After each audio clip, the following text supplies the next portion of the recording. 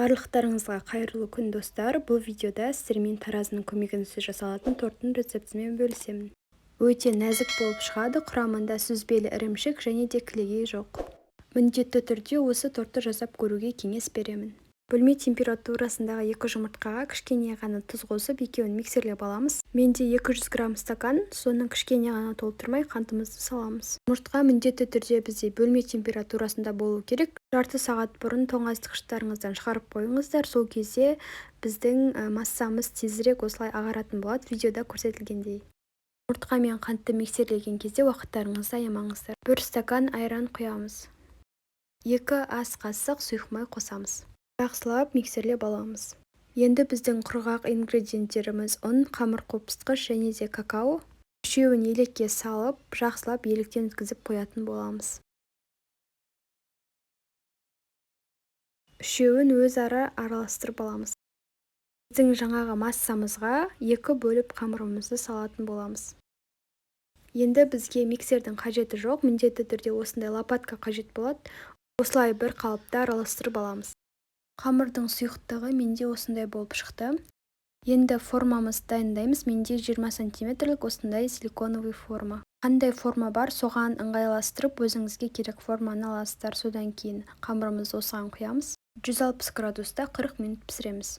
Бұл уақытта біздің кремімізді дайындай береміз. Мұнда менде 2 стакан сүзбе, жарты стакан шамамен сметана қостым.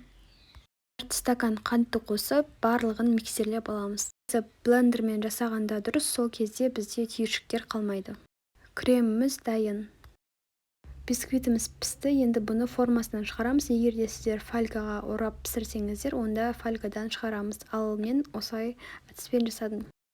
Піскен корждарды 1/3 бөлікке бөліп алдым. Енді мұнда менде пропиткасы. Су мен қантты ертіп алдым. Осыдан кейін ыстық күйінде кішкене кофе қосып жібердім, ерекше болу үшін. Жақсылап пропиткасын жасаймыз. Бірнеше қасық кремімізді жағамыз. Дәл солайынан келесі біздің корждарымызға жасап шығамыз.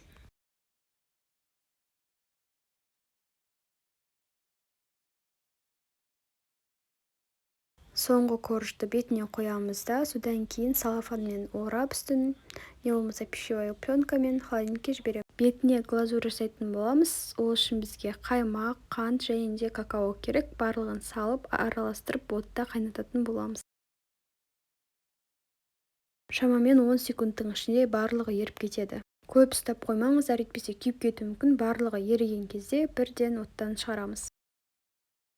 20 грамм сары май қосамыз да араластырып аламыз. Енді кішкене суығаннан кейін біздің тортымыздың үстіне құюға болады. Енді бұл кезде өзіңіздің фантазияңызға байланысты қалай әсемдеулеріңіздің барлығы. Мен осылай вафельный крошки сеуіп шықтым. Сонымен біздің өте дәмді тортымыз дайын. Егер де видео ұнаса, менің каналыма жазылуды ұмытпа.